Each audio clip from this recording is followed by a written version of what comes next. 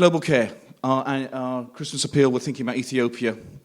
5 preschools in rural Ethiopia. If you know anything about Ethiopia, rural, large percentage of the population depending on agriculture, basic subsistence living, so often a place where it's been associated with famine. And I think we all remember 1984 and all those. It's been associated with famine, and I think we all remember 1984 and all those issues around that.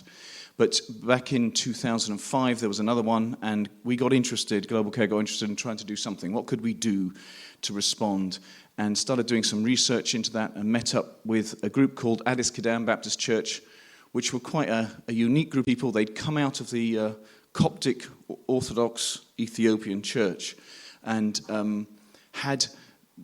it's a long story, a really interesting group of people if you get a chance to read up on them. Passionate about the poor, though, really passionate about the rural poor, sending missionaries out from Addis Ababa, from the capital, to live in these communities. And I was really taken by them when I went to meet them and talked about their passion for the rural poor. And they said, well, let's set up some feeding stations, and we would really like to use those feeding stations to then deal with children's education. Because one of the big problems they're finding in the rural areas, the children weren't going to school. What was happening was the child to look after the animals and help with the cultivation of the land. And so what would happen is the children would go late to the government school. In one of these communities, with the 5 schools I'm talking about, the government school is 4 kilometres away.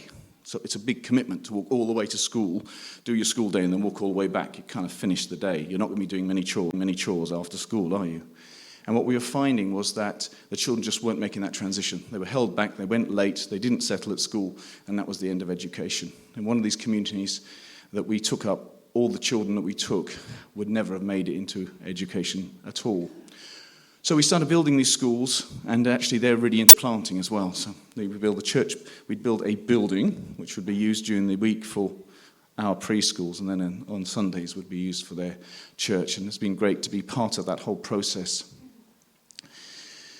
We've been thinking a lot about in our work is how to continue that commitment to them. We've seen that building 5 schools, different areas. About 4,000 children have now been through these schools since 2006 when we first started. 4,000 children have gone through and are now in education who wouldn't be in education.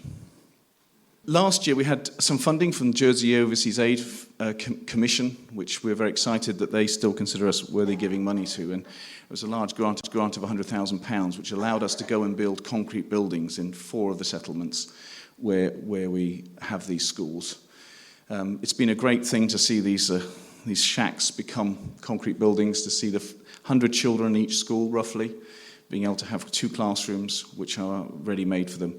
Interesting enough, they built 4 classrooms, and I never quite understood why, but their idea is that they think there are more children and they want to grow it and make it bigger, and so they're getting ready for more children. Timothy is one of the children. He's been through our school. He's out the other side now. I think you can see from his clothing, if you can see that well enough, very basic, where we're talking about Gombe doesn't even have a road to it. You have to walk for 3/4 of an hour to get to it from the end of the road. This is really rural. This is really, really rural stuff.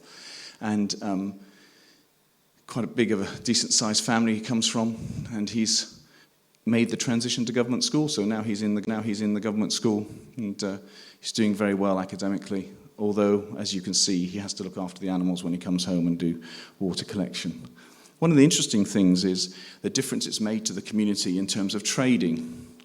There is no literacy on numeracy. So you can imagine this happens a lot in the work, but it's particularly here. When people trade with you, so any surplus you have on the land and you want to sell it, it gets difficult when the person says, I'm going to give you £1.73 per kilo for these tomatoes. And you haven't got a clue how to work out whether he's right or not. And here's the money. It's this many kilos and I'll give you the money. What we're finding is they take the children with them, the children we have actually been working with. They take them with them when the parents go to sell at market and they get a better price. It's quite simple, isn't it? When you can do your maths, you can make money. So this is what we're trying to do. We've got 5 schools. It's very rural, about £7,000 a year to run. We pay the teachers' salaries from that. Their basic copybooks, things like that, all come out of that £7,000. So it's a very good, very efficient program. And what we'd like to do with the Christmas programs, very simply, we'd like to be able to pay for next year. So We don't have any regular sponsorship in this because it's only 2 years, so to get sponsors for 2 years and keep moving them would be too difficult to manage. So it's a very simple thing. £7,000 buys us another year in the school in Ethiopia. If you want to know more, it's on our website, and also I've dropped some of the news briefs if you haven't already had them. If you had the news brief, it's on the cover of that and you would understand a bit more about it.